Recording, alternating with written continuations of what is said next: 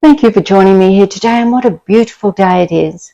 And welcome to a response to Dr. Marshall on women priests. Now, also in this clip, you say that the church fathers set the boundaries, set the perimeters.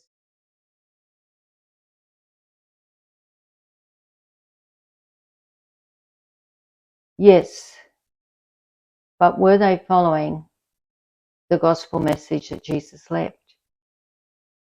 There were prohibitions for women then that they could not touch the sacred vessels, that they were not to come near the altar. And indeed, they were not to be ordained priests. Yes, there were deep prejudices against women at that time.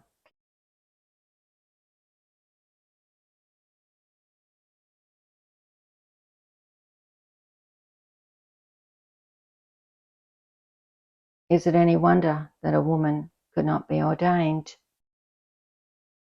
There really can be no excuse for this, because the Christian Gospels, as Jesus taught them, did not dictate this sort of prejudicial views against women.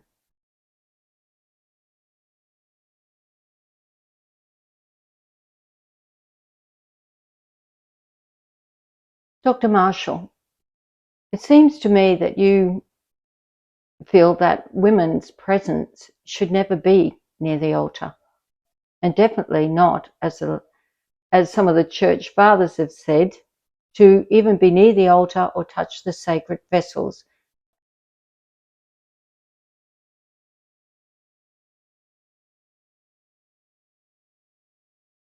Particularly in relation to consecrating the Eucharist. But I think you may have forgotten that Mary is a woman. Mary, the mother of the sacred vessels, the one who gave birth to the sacred vessels, who fed the sacred vessels through the milk of her breasts and sacrificed her son when she stood at the foot of the cross, a woman.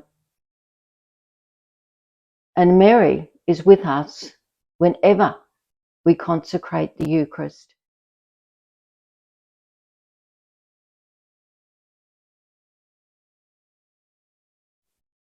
Her role with Jesus as co-redeemer in the salvation of all humankind. And you're saying that a woman priest is not, should not ever be seen.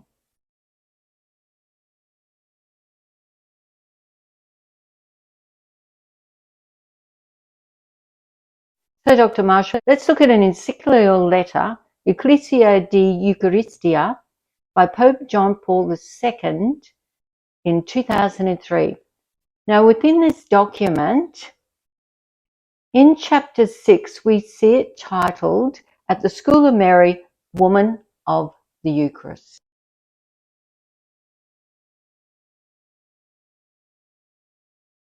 He says, Mary is a woman of the Eucharist in her whole life.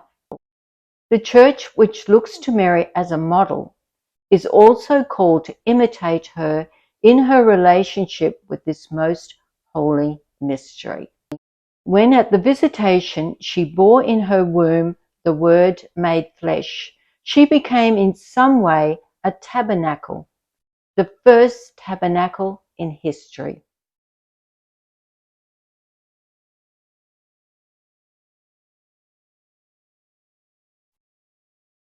And we see here paintings that relate to that.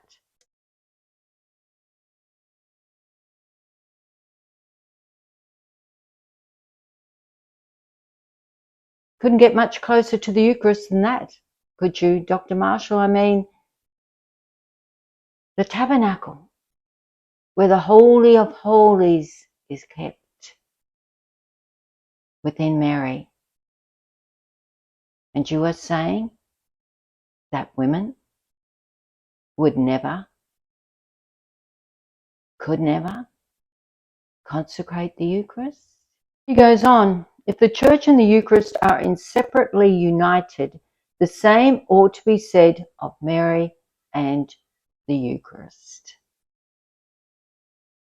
This is a canon law document by Pope John Paul II.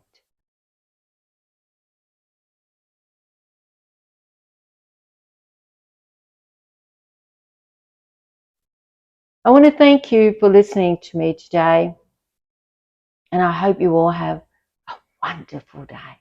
Thank you.